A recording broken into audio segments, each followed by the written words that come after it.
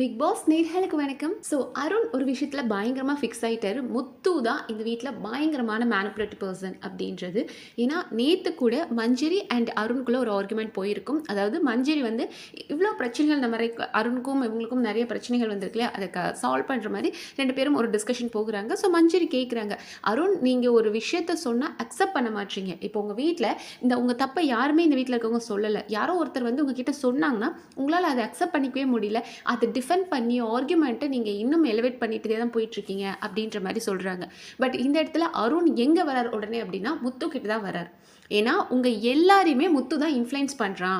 இப்போ சாச்சனா அன்றைக்கி பேசுகிற போன வாரம் சாச்சனா பேசுகிறதுல முத்தோட வார்த்தைகளை என்னால் பார்க்க முடிஞ்சுது அப்படின்ற மாதிரி அவங்க எல்லாம் என்னமோ ஒரு குழந்தைங்க மாதிரியும் அவங்களுக்கு எதுவுமே தெரியாது, முத்து தான் அவங்களெல்லாம் ஏற்றி விடுறான் அப்படின்ற ரேஞ்சுக்கு சொல்கிறார். அண்ட் அதோட அவர் நிறுத்தினா பரவாயில்ல, இன்னொரு ஒரு வார்த்தை என்ன சொல்கிறார் அப்படின்னா, அது வந்து மஞ்சரியை மிரட்டுற டோனில் இருந்து என்ன அப்படின்னா, இப்போது அவனால் ஹேண்டில் பண்ண முடியும், முத்து இந்த மாதிரி பல ப்ராப்ளம்ஸ் கிரியேட் பண்ணி அவனால் ஹேண்டில் பண்ண முடியும், ஆனால் உங்களால் முடியாது அப்படின்னு சொல்லி, இப்போ உங்களுக்கு அன்றைக்கி நான் கிரேவி கொடுத்த ஜாஸ்தியாக இருக்குன்னு ஒரு பிரச்சனை வந்தது, ஆனால் அவனால் அதை ஹேண்டில் பண்ண முடியும். பட் நீங்கள் அன்றைக்கி அந்த இடத்துல மாட்டினீங்க.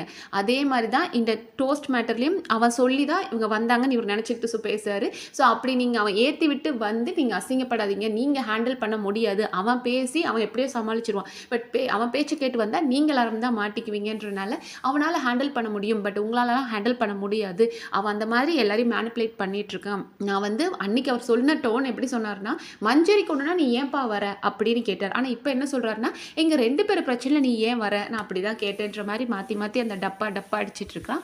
ஸோ மஞ்சரி ஒரு பாயிண்டில் சரி புரிஞ்சுக்கோங்க, எனக்காக யாரும் வந்து பேசணுன்ற அவசியம் எனக்கு கிடையாது, பட் இருந்தாலும் உங்கள் தப்பை நான் சொன்னதுனால உங்களுக்கு ஒரு வெறுப்பு வந்திருக்கு, ஸோ பார்த்து ரெண்டு பேரும் பேசிக்கலாம் அப்படின்னு விட்டுட்டாங்க. பட் அருண் ஒரு விஷயத்தை ஏன் இவ்வளோ பிளைண்டாக பிலீவ் பண்ணுறாருன்னு எனக்கு தெரியல.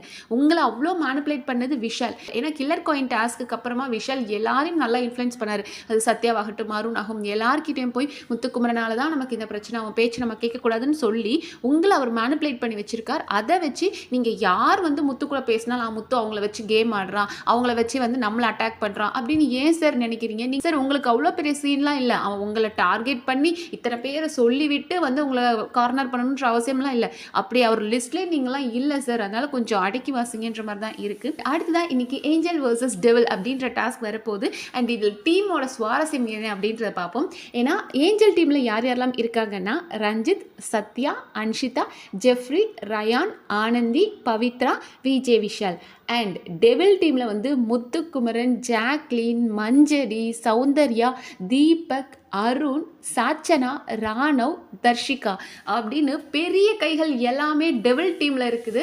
ஸோ செம்ம எக்ஸைட்மெண்ட்டாக இருக்குது. ஏன்னா இந்த ஏஞ்சல் டெவில் டாஸ்க் எப்படினாலும் ஏதோ ஒரு பிரச்சனை வந்துடும். அவங்க கொடுக்குற டாஸ்க்கே நீங்கள் பார்த்தீங்க அப்படின்னா கொஞ்சம் இந்த மாதிரி பிரச்சனை வர்ற மாதிரி டாஸ்க்கை தான் கொடுப்பாங்க.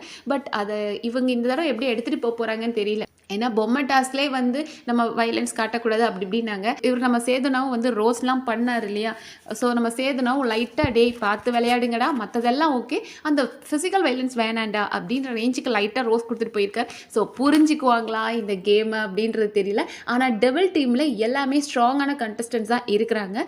ஏஞ்சல் டீமில் வந்து கொஞ்சம் மொக்கையான கண்டஸ்டன்ஸ் தான் இருக்காங்க. ஏஞ்சல் அப்படின்னாலே ரொம்ப ஸ்வீட்டாக வேற இருக்கணும். அதனால் அந்த மொக்க டீம் ஒரு இடத்துலையும் ஏஞ்சல் டீம்ஸில் வந்துட்டு டெவில் டீம்ஸில் பெரிய பெரிய தலைங்களையும் எல்லாத்தையும் போட்டிருக்காங்க. ஸோ சுவாரஸ்யமாக இருக்கும்னு எதிர்பார்க்குறோம். டே ப்ளீஸ்டா எங்களை இந்த டாஸ்க்லேயே ஏமாற்றிடாதீங்கடா அப்படின்ற மாதிரி தான் இருக்குது. பாப்போம் வேறு என்னென்ன சுவாரஸ்யங்கள் நடக்குது அப்படின்றத அடுத்தடுத்த வீடியோவில் பார்க்கலாம். நன்றி.